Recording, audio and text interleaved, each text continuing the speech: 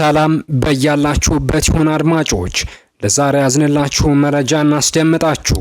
ኢትዮጵያ በቀጣይ ጥቂት ዓመታት ውስጥ ቀይ ባህርና አባይን ሙሉ ለሙሉ የመቆጣጠር እቅድ እንዳላት ገልጽ ሆኗል። ኢትዮጵያ የአባይን ውሃ በመጠቀም ምስራቅ አፍሪካ ላይ ሀያል የመሆንና ውሃ እንደ ነዳጅ የመሸጥ እቅድ ያላት ሲሆን ያኔ የግብጽ ድርሻ 10 ቢሊዮን ሜትር ኪዩቢክ ውሃ ብቻ ይሆናል ተብሏል። ይህም ግብጽን ሙሉ ለሙሉ በኢትዮጵያ ቁጥጥር ስር ያስገባታል ተብሎ ይታመናል። አድማጮች ይህንና ሌሎች ተጨማሪ መረጃዎች እናስደምጣችኋለን። እስከ መጨረሻው ድረስ አብራችሁን ቆዩ።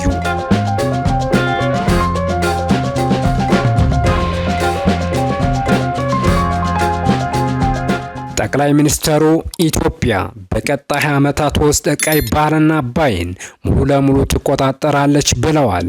በእርግጥ ኢትዮጵያ እነዚህን መቆጣጠር ብትችል ያለ ጥርጥር የምስራቅ አፍሪካም የአፍሪካም ተጽዕኖ ፈጣሪ ትሆናለች። ምስራቅ አፍሪካ ላይ ያሉት ጉልበቶች ሁለት ናቸው። አንደኛው ቀይ ባህር ሲሆን ሁለተኛው ደግሞ አባይ ነው። የቀይ ባህር በስተ ምስራቅ በኩል የትልቁ አባይ ሸለቆ ደግሞ በስተ ምዕራብ በኩል ሆነው የኢትዮጵያ ተራሮች በመሃሉ ተንሰራፍተው አካባቢውን ይገዙታል። የቀይ ባህርና አባይ ሸለቆ ኢትዮጵያን ከውጭ ዓለም ጋር የሚያገናኙ በሮች በመሆናቸው ከጥንት ጀምረው የንግድ፣ የባዕዳን ወረራ፣ የባህልና ታሪካዊ ግንኙነት በሮች ሆነው አገልግለዋል።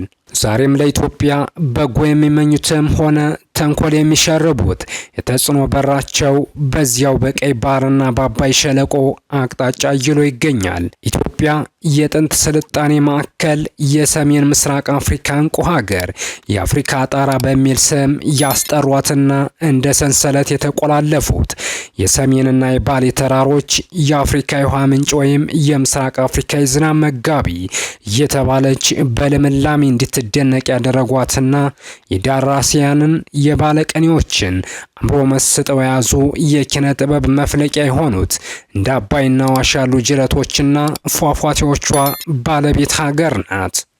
የኢትዮጵያ ሕዝብ በሬ ጠምዶ የማረስን ስልት ለሌሎች ያስተዋወቀ ቀዳሚ ሕዝብ እንደሆነ ይታመናል። በታሪክ ሰሪነቱ፣ በባህል አመንጭነቱ ደግሞ ከአለት ድንጋይ ተፈልፍለው በአስደናቂ ጥበብ የተተከሉ የድንጋይ ሐውልቶችና የቋጥኛ ቤተክርስቲያናትን እና ሌሎች መስጊዶችንም አንጸዋል። ፊደልና ስነ ጽሑፍ አዳብሯል። መንፈሳዊ ዜማና ሽብሸባው የክርስትናና የእስልምና ሃይማኖቶችን ግንባር ቀደም አስተናጋጅና ባለቤትነቱ ምስክሮች ናቸው። የተለያዩ ባህላዊ ጨዋታዎቹና የቆየ ነጻነት ፍቅርና ኩራቱ የረጅም ታሪክና የቀይ ተገዥ ሆኖ ያለማወቅ ጉልህ ማስረጃዎቹ ናቸው። እነዚህ አሻራዎቹ ላይ ቀይ ባህርና አባይ አሉ፣ ምልክታቸውም አለ። በግንባታቸው ላይ በቀይ ባህር ተጭነውና ባህር ተሻግረው የመጡ ምልክቶች አሉ። ባህሎችና ትውፊቶች ቀይ ባህሩን በሩቅ የሚያልሙ አይደሉም። የዛሬን አድርገውና የኢትዮጵያ ማንነት ከቀይ ባህር ጋር የተሳሰረ ነበር። ቀይ ባህርና አባይ ኢትዮጵያን ጌታ የሚያደርግ የሚችሉ ጂኦፖለቲካ ያንድ አካባቢ ወይም የሀገር የጂኦግራፊ፣ የስትራቴጂ፣ የፖለቲካና ኢኮኖሚ ሁኔታዎች መስተጋብርና መገለጫ ነው። ከዚህ አንጻር የቀይ ባህርና የአባይ ሸለቆ ኢትዮጵያን ከውጭ ዓለም ጋር የሚያገናኙ በሮች በመሆናቸው ከጥንት ጀምረው የንግድ፣ የባዕዳን ወረራ፣ የባህላዊና ታሪካዊ ግንኙነት በሮች ሆነው አገልግለዋል። ዛሬም ለኢትዮጵያ በጎ የሚመኙትም ሆነ ተንኮል የሚሸርቡት የተጽዕኖ በራቸው በዚያው በቀይ ባህርና በአባይ ሸለቆ አቅጣጫ አድርገዋል። ኢትዮጵያን በባዕድና በሴራ ጂኦፖለቲካ ራዳር ውስጥ ያስገባት ሶስት ወሳኝ ነገሮች እነዚህ ናቸው።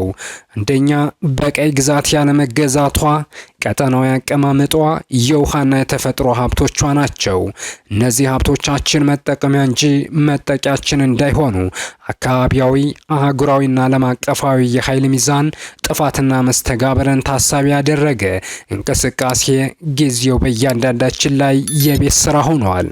ዓለም ባለፉት 10 ዓመታት ውስጥ ባይታመን የሁሉን አቀፍ የለውጥ አብዮት ውስጥ እያለፈች መሆኑ ይታወቃል። አብዮት ደግሞ ክፉም ደጉም ነገሮችን ይዞ ይመጣል።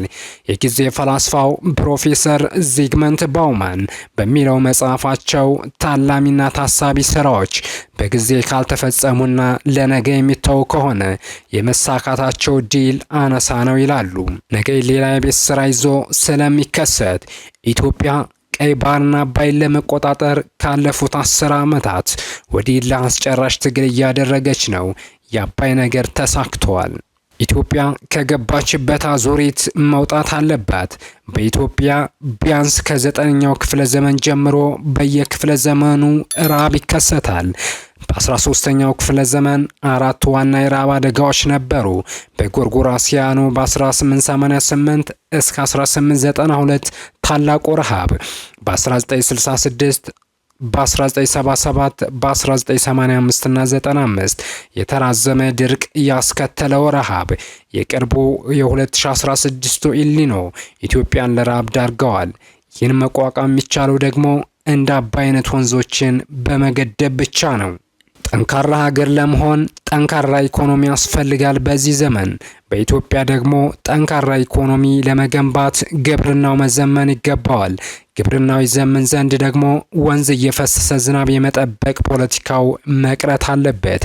ያኔ ነገሮች ሁሉ ይቀየራሉ። ነገሮችን በተገቢ ሁኔታ መመርመር እና መጠየቅም ያስፈልጋል።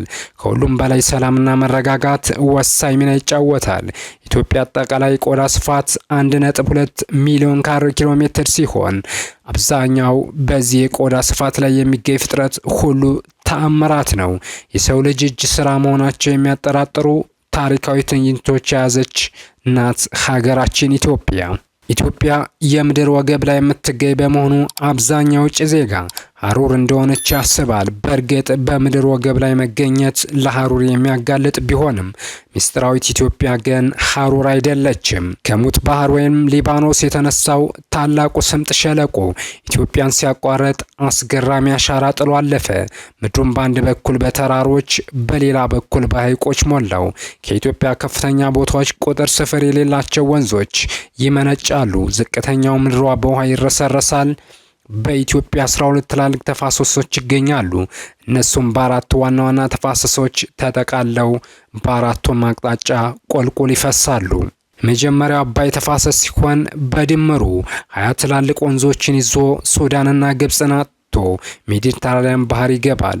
ሁለተኛው ኦሞ ጊቤ ተፋሰስ ሲሆን በርካታ ወንዞችን ይዞ ከፋን፣ ጀማን፣ ዳውሮንና ወላይታን አዳርሶ በኢትዮጵያና በኬንያ መሃል ወደሚገኘው ቱርካን ሐይቅ ይፈሳል። ሶስተኛው የዋቢ ሸባሌ ተፋሰስ ሲሆን ገናሌን፣ ዳዋን ይዞ ሌሎች ወንዞችን ጨምሮ ምስራቅ ኢትዮጵያን አጠጥቶ ሶማሊያን አቋርጦ ህንድ ውቅያኖስ ይገባል። አራተኛው ከሜጫ ተራሮች ተነስቶ መሃል ኢትዮጵያን ዞሮ ኢትዮጵያ ውስጥ ሰርጎ የሚቀረው የአዋሽ ተፋሰስ ነው። በሸለቆዎች፣ በተራሮች፣ በኮረብታዎችና በሜዳዎች የተሞላች ኢትዮጵያ በርካታ ሐይቆች፣ ረግረጎች ባለቤት በመሆኗ ነፋሻማ፣ ዝናባማ፣ ደጋማ ወይንም ደጋማ የቆላማ ምድር ባለቤት ናት።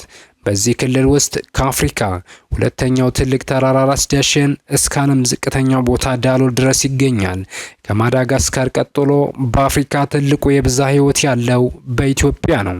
በ1976 ዓ.ም በተካሄደው ህዝብና ቤቶች ቆጠራ ኢትዮጵያ ህዝብ ኤርትራን ጨምሮ 42.6 ሚሊዮን ገደማ ነበር። ብሔር ብሔረሰቦቿም 83 ናቸው። የህዝብ ቁጥራቸው ከ1 ሚሊዮን በላይ የሆኑት 7 ብቻ ነበሩ። ኢትዮጵያ በተፈጥሮ ጸጋ የታደለች በቀደምት ልጆቿ ታሪካዊ አሻራ የበለጸገች ናት። ለራሷ ልጆች ብቻ ሳይሆን ለዓለም የሚተርፍ ሀብት አላት። ኢትዮጵያ ይህን ሀብቷን ለመጠቀም ግን ሰላም መሆን አለባት። አባይና ቀይ ባህርን ከያዘች ኢትዮጵያ የወደፊቷ ንግስት ሀገር ናት። አድማጮች ለዛሬ ያዝንላችሁ መሰናዶ አበቃን። በያላችሁበት ሰናይ ጊዜ ተመኘን።